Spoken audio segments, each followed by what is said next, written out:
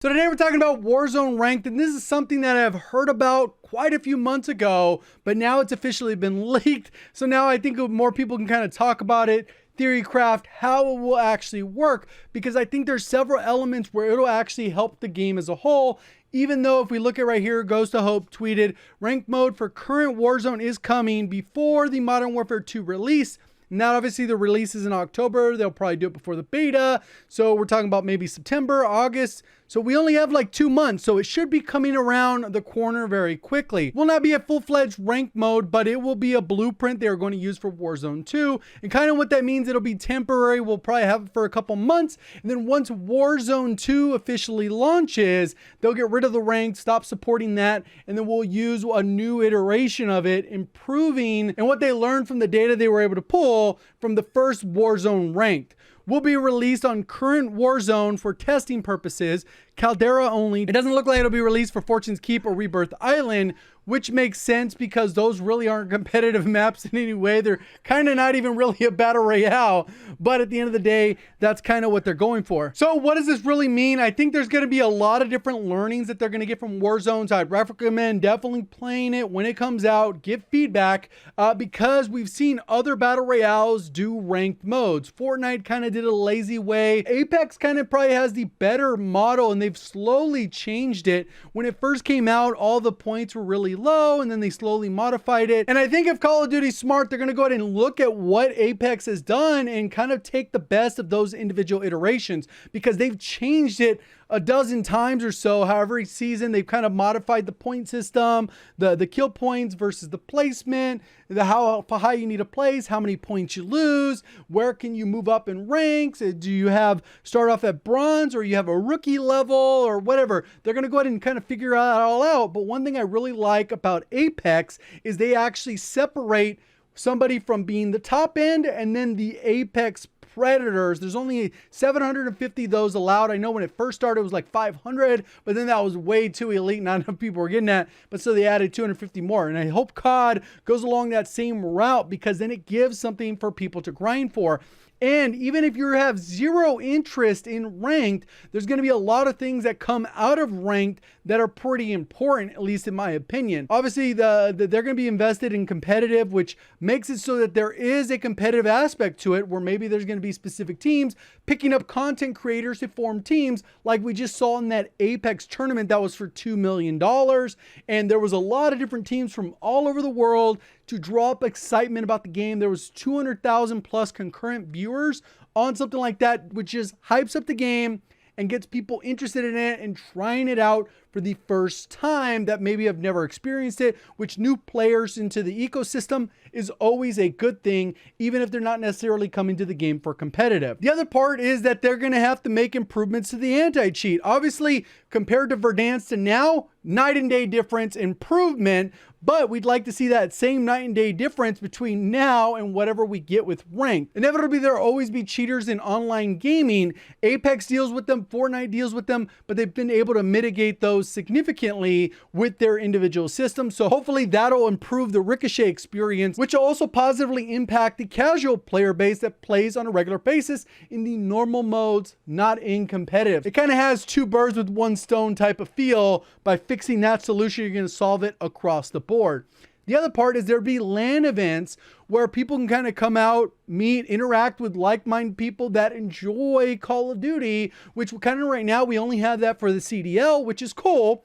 But there's not a lot of people that are really hyped about Vanguard or Cold War. Modern Warfare had a little bit of hype, but you kind of have that revolving door of the changing game, whereas something like Warzone 2 would be fixed and you would have these people coming together in different parts in the world and interacting with different pros, content creators, and other people that like to play your game, which is always a cool experience in gaming because it's inevitably going to keep growing. And the other part about LAN, it gives people an opportunity to compete on a controlled and neutral site, so you can actually see how good these players are without having to worry or doubt that maybe they're possibly cheating. They will be on a LAN event, which just really hasn't happened in Warzone besides maybe the Baka Bro event. But besides that, there really hasn't had any of these scenarios because Activision hasn't really said, let's do this. But with them investing in this, they definitely would. A ranked mode also solves for one of the biggest issues that Call of Duty and any game is trying to solve for, and that is player engagement. They've done it with dumb camo challenges or whatever, prestige, whatever, but a ranked mode gives you something to grind for on a regular basis as you go ahead and move up the rankings. You have several games where people play ranked significantly long periods of time. They move from bronze to silver. They stick at silver for a couple seasons, and they move up to gold, and they move up to platinum, then diamond, and then masters, then Apex Predator, at least in that particular case. And you would experience those same things, and there would be a distribution of players, and you'd be able to improve on where you feel like you're struggling, and you can go ahead and move up those rankings. And it's not like an artificial engagement where it's like you need 100 long shot kills with an SMG. That's just like dumb, tedious. You're not really getting much out of it.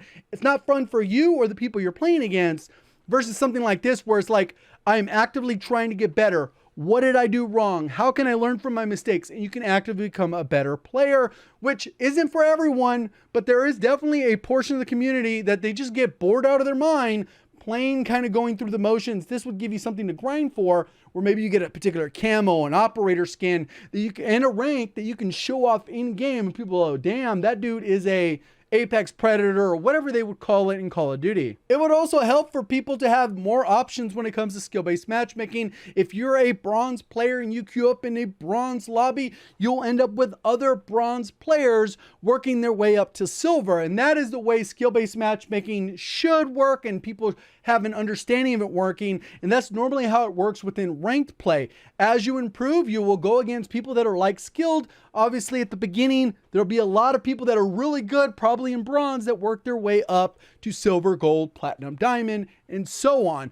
Versus the standard matchmaking right now where it goes, okay, let's go ahead and get a couple players here, throw them in the mix. We need 150. Fill a lobby. They're in this geographic area.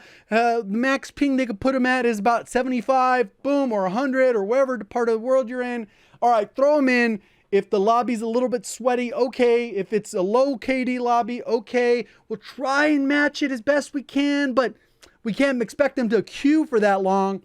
Versus queues for ranked play could be half an hour in some cases. If you're like at the top end in Valorant, you could wait for 20 minutes for that next match. Apex, when you get towards the top end early in the season or early in the ranking progression system, you could queue for a very long time until it gets enough players. And that is okay for ranked mode because there's an expectation they're going to play like skilled players. Versus with regular public matchmaking, there should be a distribution of players, some good, some below average, and some well below average, and some way above average.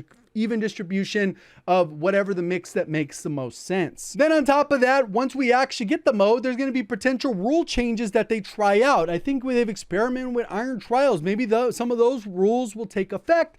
Maybe there will be specific rules to ranked, the same way we've seen with like Fortnite, where you get Siphon. If you kill a player, it automatically restores some of your health. And they even have a thing called Storm Surge in Fortnite, where if you haven't done enough damage far enough into the match, you will be required to do more damage, or you will start to take damage. At least that's how I believe it works. Don't quote me on that. But they could change other things with buy station costs. They could remove items entirely to kind of make it a little bit more even or balanced, because there are things that are in the game that are inherently there to add a little bit of randomness, where those could be completely removed. Like Iron Trials didn't have dead silence, no stopping power, whatever, right? They changed some of those things. Maybe they could lock certain perks the same way we see when you play League play on Vanguard. And then on top of that, how that would work is there would also be leave penalties. If you decide to back out of a match, you would be stuck with the people you're with to queue in, because if they back out, there'd be a penalty where they wouldn't be able to play another match for a certain amount of time.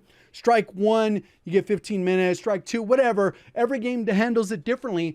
But if you random queued, you would also be able to progress and learn and play with those people. It wouldn't be like normal public matches where if you queue up for trios, within the first 30 seconds, your teammate leaves. If they die, or if you die, or somebody dies, this is kind of the end of the match. So let me know, what are your guys' thoughts? Is this something you guys would play? And if not, would you still want it added for the other added benefits that could potentially come with it? Or what are your overall thoughts? Let me know in the comments section. If you made it to this point, hit the like button. Appreciate all the support. Thank you for watching as always. Have a great day.